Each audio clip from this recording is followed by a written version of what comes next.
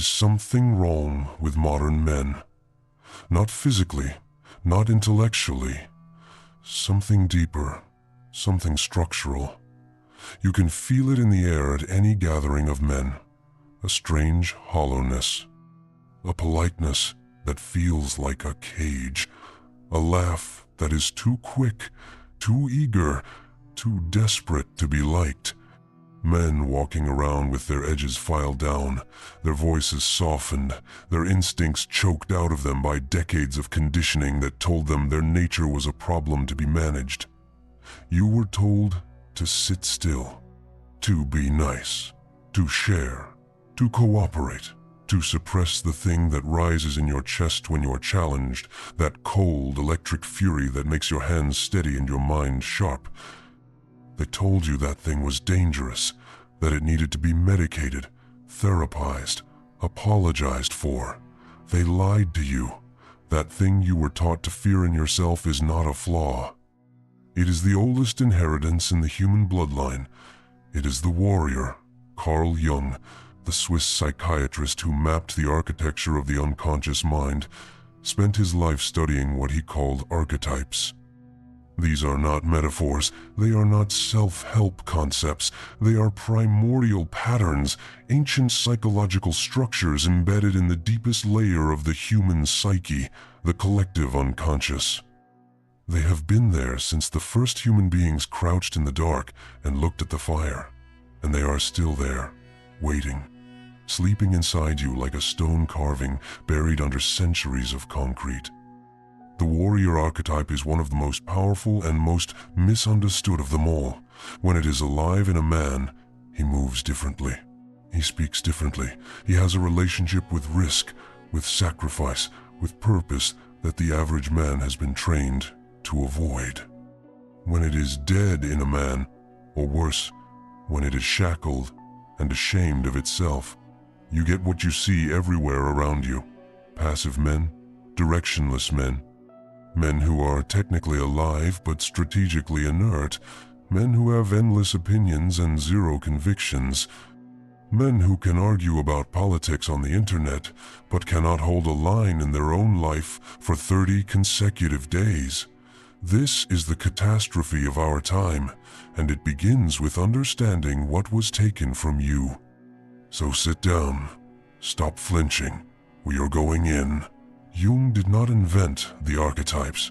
He discovered them, the way a geologist does not invent rock layers but reads them. He saw the same figures appearing in the myths, the dreams, the religions, and the art of every civilization in human history. Cultures that had no contact with each other, no shared language, no geographic overlap, yet they all produced the same characters: the Great Mother, the wise old man, the trickster, the hero, and always, underneath and behind every heroic story ever told by every tribe on every continent, the warrior, the man who fights, the man who bleeds for something, the man who walks toward the thing that terrifies him because there is something on the other side worth protecting. Jung understood that these figures are not external, they are internal. They are facets of the self, chambers of the psyche. When you watch a film and feel that tightening in your chest during a scene of heroic sacrifice, that is not sentiment. That is recognition. The warrior inside you recognizing its own face in the dark. The deep structure of the archetype contains 3 elements: a cause worth dying for, a code of conduct that governs how you fight, and a capacity for aggression that is not mindless violence but directed, controlled, purposeful force. Remove any one of these 3 and the warrior collapses. Without a cause, you get a mercenary, a man who sells his aggression to whoever pays. Without a code, you get a savage, a man who cannot turn the weapon off when the fight is done. Without the capacity for aggression, you get a fantasist, a man who tells stories about battles he would have fought if circumstances had been different. Most modern men are missing all 3. They have been systematically stripped of each pillar, and they do not even know it happened. Let us talk about the cause first. Jung observed that the warrior does not fight for survival alone. Survival is the animal function. The warrior fights for meaning. He fights to protect something, a tribe, a truth, a way of life that he has decided matters more than his own comfort or even his own existence. This is what separates the archetype from mere aggression. The teenage boy picking fights to prove something has aggression. He does not yet have the warrior. The warrior requires a man to have wrestled with the question that most modern men spend their entire lives avoiding. What am I willing to lose everything for? That question is not rhetorical. It demands an answer, and the answer cannot be given by your parents, your culture, your social media feed, or your therapist. It can only be given in the forge, in the crisis, in the moment when something real is at stake and you have to decide whether you are the kind of man who holds the line or the kind who invents a reason to step back. Most men step back. They tell themselves, it is wisdom, it is pragmatism, it is emotional intelligence. What it is the slow strangulation of the warrior inside them. Because the warrior does not step back, not when it counts, not when the cause is real. He steps forward into the fire and he discovers in that moment what he is made of. And that discovery, Jung would tell you, is not just a personality benefit, it is a psychological necessity. A man who never activates his warrior archetype never fully individuates, he never becomes himself. He remains a collection of social reflexes and borrowed opinions wearing a man's body like a costume. Now, the code. This is where the archetype becomes civilized, which is to say, where it becomes truly powerful. Raw aggression without code is a fire in a building. It destroys everything, including the man who carries it. The warrior tradition in every culture developed a code because the men who carried the sword understood something that soft modernity has forgotten. The weapon is only as honorable as the man who wields it. The samurai had bushido. The knights had chivalry. The Spartans had the agoge, the brutal system of formation that turned boys into something that made civilizations tremble. In every case, the code did the same thing. It channeled the aggression. It gave it shape and direction and purpose. It said, this is what we fight for, this is how we fight, and this is the line we do not cross even when we could, especially when we could. Jung called this the integration of the shadow, and it is the great work of mature masculinity. The shadow is not your evil, it is your darkness. Your capacity for cruelty, for dominance, for destruction, it is there. It is real. It has always been real. You did not create it. Evolution gave it to you because for 100,000 years it was necessary to survive. The man who pretends his shadow does not exist, does not become good. He becomes dangerous in a different way. He becomes the man who cannot admit he is angry, so his anger leaks sideways. He becomes the man who cannot acknowledge his desire for dominance, so he becomes passive-aggressive and manipulative. He becomes the man who cannot access his capacity for violence, so he is helpless when real violence arrives.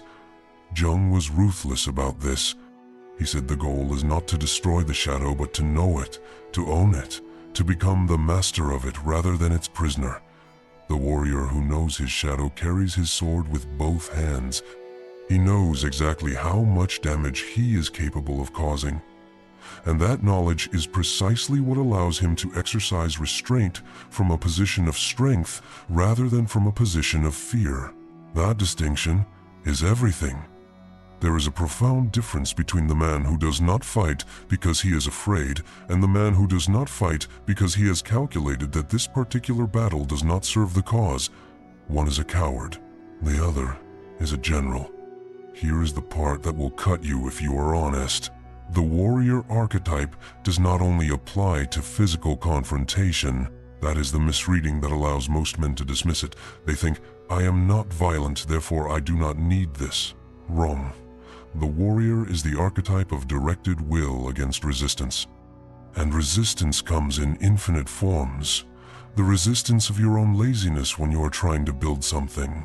The resistance of social pressure when you hold a position that makes people uncomfortable. The resistance of your own fear when the decision in front of you has real consequences and there is no guarantee of outcome. The warrior is the force in the psyche that says, move anyway, do it anyway, hold the line anyway, speak the truth anyway. And when you are cut, when the sacrifice costs you something real, the warrior does not collapse into self-pity. He acknowledges the wound, he learns from it, and he keeps moving forward. This is what it means psychologically to have an activated warrior archetype. It means you have a relationship with difficulty that is not defined by avoidance. It means you can hold tension, hold discomfort, hold the weight of a hard decision without flinching away into distraction. Do you understand how rare that is right now? Do you understand that most of the dysfunction you see in men around you, the aimlessness, the emotional fragility, the inability to commit, the constant seeking of stimulation to numb the ambient sense of purposelessness, all of it traces back to a warrior archetype that is either dormant or distorted. Because there are two pathologies here, not one. The dormant warrior is the man we have been describing. The passive, purposeless, soft man who has been told his instincts are toxic and believed it. But there is also the distorted warrior, the man in whom the archetype activated but without a code, without a cause larger than himself. The man who channels his aggression into dominance for its own sake, who fights not to protect something sacred but to feel powerful because feeling powerful is the only thing that quiets the emptiness. Jung called this the possession by the archetype. When you are possessed by the warrior rather than integrated with it, you do not wield the archetype. It wields you. You become the man who cannot back down from any challenge, regardless of whether it is worth fighting, because his ego is fused with the fighting itself. Every provocation becomes an existential crisis. Every loss becomes a catastrophe. Every competitor becomes an enemy. This is not strength. This is fragility wearing armor. The truly integrated warrior, the man Jung was pointing toward when he described the full individuation of the masculine psyche, that man is something else entirely. He is still. He is calm. He has a coldness in the eye that is not cruelty but clarity. He has looked at the worst of himself and did not look away. He has located his cause, built his code, and tested both in the fires of actual difficulty. He does not need to perform his aggression. He does not need to posture or threaten or dominate the room. The room already knows. There is a quality of presence that emanates from a man who has done this work. Animals feel it. Children feel it. Other men feel it, and they cannot explain why they defer to him when he has not demanded deference. So what does this actually require of you? It requires you to do the thing the culture told you not to do. It requires you to stop managing your aggression and start directing it. Stop apologizing for the thing in your chest that rises when you are challenged. Start asking what it is trying to protect. Start training it. Start giving it a worthy enemy. The worthy enemy is not your colleague. It is not your partner. It is not the people online who disagree with you. The worthy enemy is the version of yourself that is comfortable when you should be restless. The worthy enemy is the habit that is eating your potential. The worthy enemy is the fear that has been masquerading as common sense. The warrior archetype is not asking you to become violent, it is asking you to become serious. To stop treating your one life as something to be endured with minimal discomfort and start treating it as something to be won through maximum commitment. Because here is what Jung knew, and what every warrior tradition in human history confirmed. The man who has never been tested has never been real, not to himself, not to anyone. You can have every external marker of success and still feel hollow at 2 in the morning because you have never walked into the fire. You have never held a line when everything in you screamed to let go. You have never discovered what is underneath your fear because you have been too carefully, too strategically, too skillfully avoiding the discovery. The warrior inside you is not asking for a war. He is asking for a reckoning, a decision, a moment where you look at the architecture of your own life and ask honestly, where have I been soft when I should have been hard? Where have I let things slide that deserve to be fought for? Where am I right now, in this moment, choosing comfort over consequence? Those questions are the beginning of the work that most men will never do, the beginning of the life that most men will never live. But you are still here, which means some part of you already knows. The warrior is awake. The only question is whether you are ready to stop apologizing for him. That answer begins in the next moment, not tomorrow, now,